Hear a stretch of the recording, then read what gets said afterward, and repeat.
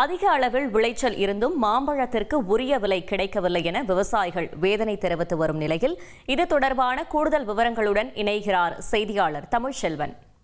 சேலம் மண்டலம் என்றாலே முதலில் நினைவுக்கு வருவது மாம்பழமும் அதன் சுவையும் தான். குறிப்பாக சேலம் மண்டலத்தை பொறுத்த வரைக்கும் சேலம், தருமபுரி, கிருஷ்ணகிரி உள்ளிட்ட பல்வேறு மாவட்டங்களில் அதிக அளவில் மா உற்பத்தியானது அதிகம் நடைபெறுகிறது.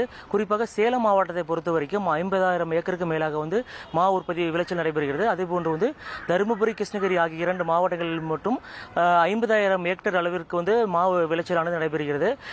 குறிப்பாக கடந்த ஆண்டை பொறுத்த வரைக்கும் போதிய மழை இல்லாத காரணத்தால் கடுமையான வறட்சி ஏற்பட்டு மா விளைச்சல் இல்லாமல் கடுமையாக விவசாயிகள் பாதிக்கப்பட்டார்கள்.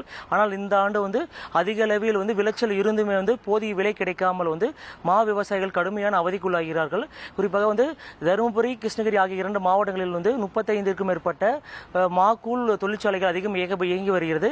இந்த தொழிற்சாலைகளில் முறையான விலை கிடைக்காததால் தற்பொழுது மா வியாபாரிகள் சாலை ஓரமாகவே மாம்பழத்தை கொட்டி செல்லும் அவல நிலையும் ஏற்பட்டுள்ளது. குறிப்பாக 30க்கும் மேற்பட்ட தொழிற்சாலைகளில் 5 ரூபாய் முதல் 18 ரூபாய் வரை மட்டுமே விலை போவதால் மாம்பழங்களை பறித்து அதை கொள்முதல் செய்து விற்பனை செய்ய கொண்டு செல்லும் செலவை விட இங்கு குறைவான விலையே கிடைப்பதன் காரணமாக சாலை ஓரமே மாம்பழங்களை கொட்டி செல்கிறார்கள். குறிப்பாக பெங்களூரு, அல்போன்சா உள்ளிட்ட மாம்பழங்கள் அதிக அளவில் சேலம், தருமபுரி, கிருஷ்ணகிரி ஆகிய மாவட்டங்களில் விளைச்சல் செய்யப்படுகிறது. இந்த 3 மாம்பழத்திற்கு முறையான விலை கிடைக்காததால் மா விவசாயிகள் கடுமையாக அவதிப்பட்டுள்ளார்கள். இது மட்டும் இல்லாமல் தொழிற்சாலைகளில் குறிப்பாக மாக்கூழ் தொழிற்சாலைகளில் குறைந்த விலையை கொடுத்து மாம்பழங்களை கொள்முதல் செய்வதால் விவசாயிகள் கடுமையாக பாதிக்கப்படுவதாக தெரிவிச்சிருக்காங்க. அரசு இந்த நிலையில் அரசே கொள்முதல் செய்து மாக்கூழ் தொழிற்சாலையை உருவாக்க வேண்டும், அவ்வளவு கொள்முதல் செய்து அதுக்கான உரிய விலையை வழங்க வேண்டும் என்ற கோரிக்கை முன் வச்சிருக்காங்க. இந்த ஆண்டு டன் ஒன்றிற்கு 30,000 அளவிற்கு நிவாரணமாக வழங்க வேண்டும். குறிப்பாக அவர் வழங்கினால் மட்டுமே மா விவசாயிகள் விளைவித்த அந்த மாம்பழங்களுக்கான விலையை பெற்று அந்த விவசாயம் செய்ததற்கான பலன் கிடைக்கும் என்ற கோரிக்கை முன் வச்சிருக்காங்க. இதுக்கு உரிய நடவடிக்கை எடுக்க வேண்டும் என்று அரசுக்கு கோரிக்கை வச்சிருக்காங்க.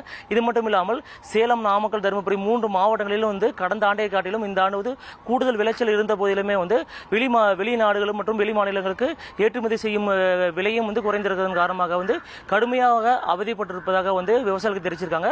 உடனடியாக உரிய நடவடிக்கை எடுத்து விவசாயிகளுக்கு உரிய இழப்பீடு வழங்க வேண்டும் என்ற கோரிக்கையும் முன் வச்சிருக்காங்க. தவிர்க்க முடியாத தம்ப்நெயில்ஸ், கலக்கலான கண்டென்ட்ஸ், சினிமாவும் சீரியஸ் பிரச்சனைகளும், பல வருடங்கள் இடைவெளி கலகலப்பும் கைகலப்பும், Me too, love you. Thank you so much. Mass ஏத்துறது ஏற்ற தெரிக்குதுனாலே டன்னு தான். பிரேக்கே இல்லாமல் பிரேக்கிங் நியூஸ் சொல்லும் தந்தி டிவி ஆப். இன்ஸ்டா தலைமுறை வரை இறங்கி அடிக்கும் தந்தி டிவியின் டிஜிட்டல் எக்ஸ்க்ளூசிவ். அது தண்ணிக்குள்ள போகும்போது ஹேங் ஆயிடுச்சு.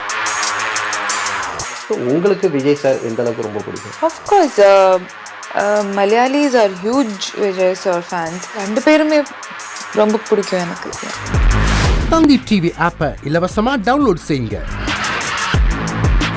ஃபாலோ பண்ணுங்க, சப்ஸ்கிரைப் பண்ணுங்க, என்ஜாய் பண்ணுங்க.